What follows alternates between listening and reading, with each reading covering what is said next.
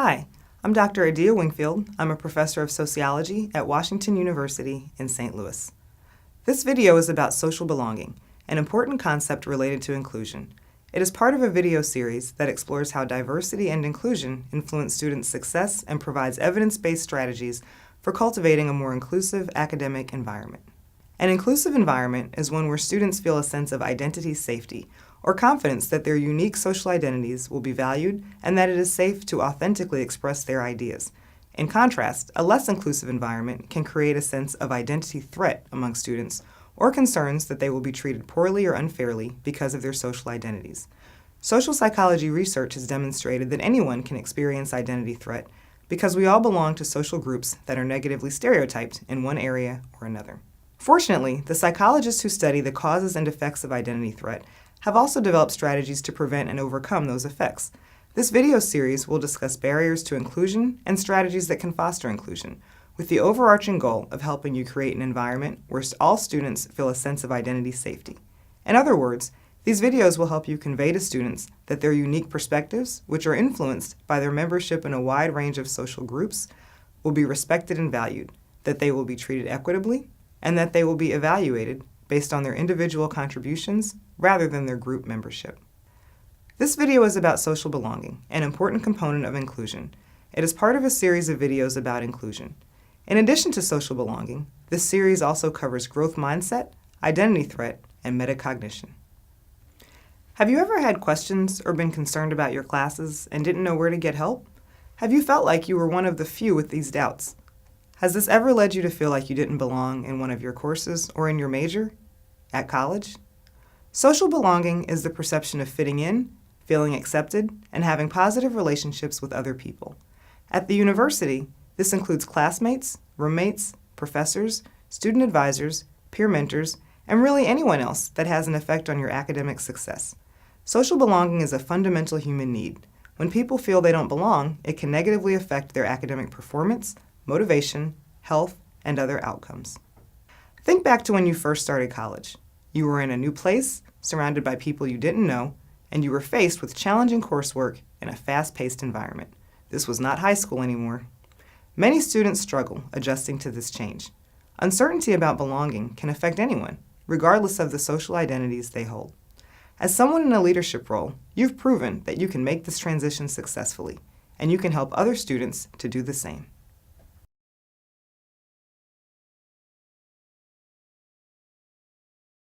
Hi, I'm Hannah Gia. I'm a junior studying biochemistry, and I've been a general chemistry PLTL leader for 2 years.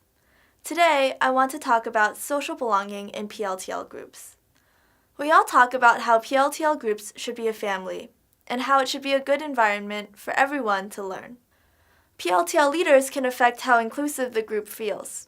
Something I've had to be wary about is, during icebreakers, what type of questions I ask students in my group.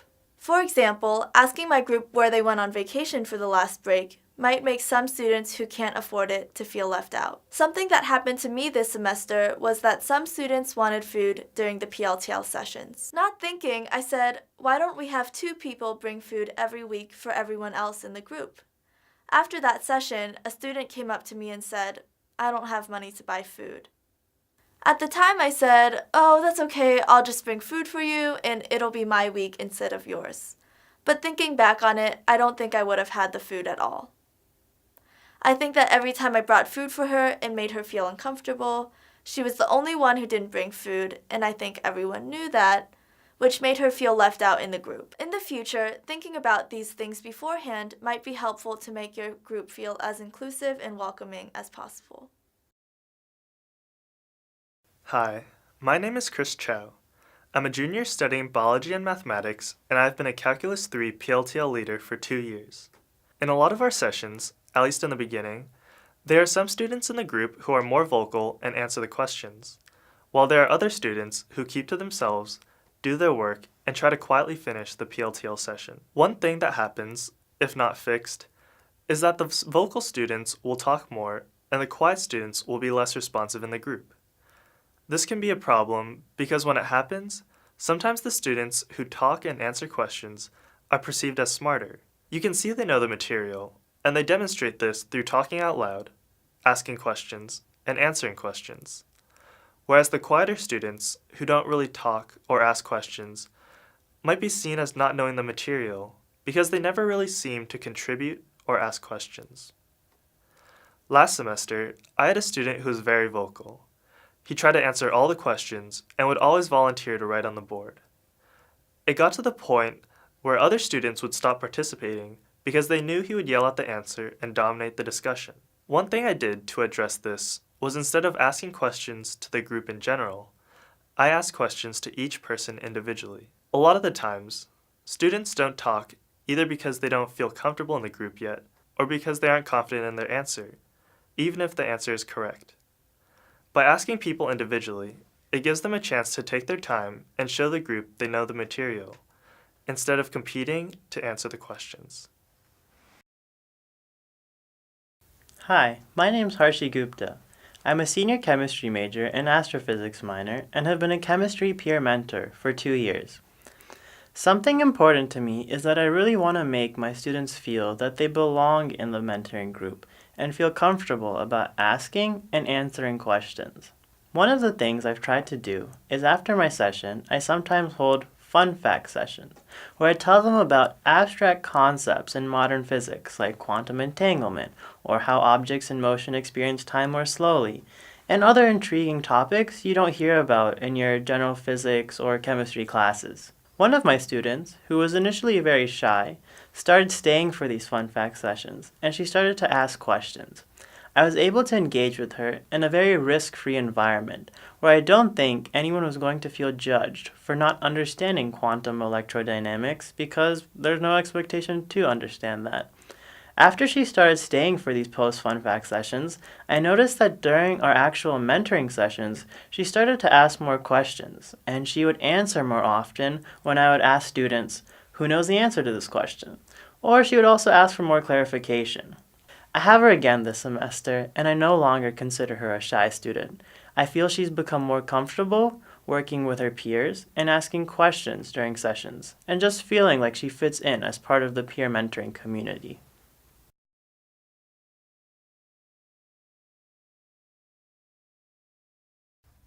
In any academic context, we can see performance differences between underrepresented groups and the majority group. In STEM disciplines, women in certain ethnic and racial groups remained underrepresented, but differences could also emerge based on gender, first-generation college status, socioeconomic status, disability status, or cultural background. For example, students from underrepresented groups, because of stereotypes and inequities in education, may feel that they don't belong in their field of interest, or feel like outsiders compared to students in the majority group. Discrepancies can be found between underrepresented and majority groups on exam scores, GPA, and retention in their field of interest. Some of these discrepancies can be explained by the identity threats faced by members of underrepresented groups. It's important to remember that any group of students may doubt their belonging in a given context if they feel their identity is not valued. By helping students feel that they belong in their courses, in their majors, and in their field of interest, these performance differences can be reduced or eliminated altogether. In the research literature, there are many studies that reveal identity-based discrepancies in performance for different groups of students. As an illustrative example, a laboratory study published in Science magazine in 2011 documented and targeted these discrepancies using a social belonging intervention. During the experiment, first-year students came to a research lab in their second semester of college. White and African American students were randomly assigned to one of two conditions following this general procedure. In the social belonging condition, students read a summary of the survey conveying that many seniors at their college initially faced difficulties belonging, but that things got better over time. For the control condition, the summary was unrelated to belonging and dealt with changes in social political attitudes in college. After reading the summary, students in both conditions wrote a reflection on their personal experiences related to their assigned summary of the survey. Students then delivered their reflection to a video camera and were told this would be shown to incoming students. Prior to the intervention, white students had a higher average GPA than African American students. By senior year, there was no difference in cumulative GPA between the belonging group and control group for white students. Therefore, the intervention had no effect for the white students overall. However, by their senior year, African American students showed a significant difference in cumulative GPA between the belonging and the control group. The belonging group had a higher GPA that was equal to white students' GPA. In other words, by conveying that adversity is common and shouldn't be interpreted as not belonging, African American students were set on a trajectory for greater academic success. Similar results were seen in the self-assessments by African American students in the social belonging condition, in that they reported less belonging uncertainty, increased general health, and greater happiness compared to African Americans in the control group. These outcomes suggested that by senior year, African Americans in the belonging condition were not different from white students in either condition.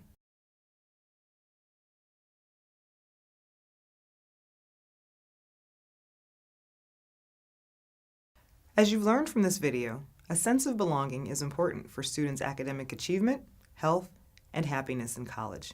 Here are some strategies to ensure the environment in your group session is welcoming, inclusive, and promotes a high sense of belonging in your students. First, remind students that concerns about belonging in introductory courses are normal, and many students struggle early on and have doubts. This is not unique to them or groups of which they are a part. Tell students that struggling may make them feel uncertain about belonging, but by learning effective study strategies and getting help, they can be successful and feel more of a sense of belonging over time. Second, learn students' names and get to know them. A welcoming and supportive environment where students' unique identities are valued can go a long way in making students feel like they belong. Third, do activities throughout the semester, but especially at the beginning, to ensure the students get to know each other, like name cards, rotate small groups in pairs, or icebreakers. Fourth, pay attention to how students interact with one another informally, before or after problem solving, address any concerns, and seek help if necessary. For example, where do students choose to sit? What is their body language toward the others in the group? Do they engage in the social conversation of the group, etc.? Fifth, if you're leading a group session, structure it so no single person has the chance to dominate discussion. Use strategies that encourage equal participation so that everyone feels valued and no one feels left out. Sixth, welcome and show respect for all thoughts, questions, and answers. Encourage students to say out loud what are their thoughts, questions, and mistakes. Making mistakes in sessions helps students to learn more deeply about the material, and therefore students should be encouraged to question their understanding out loud.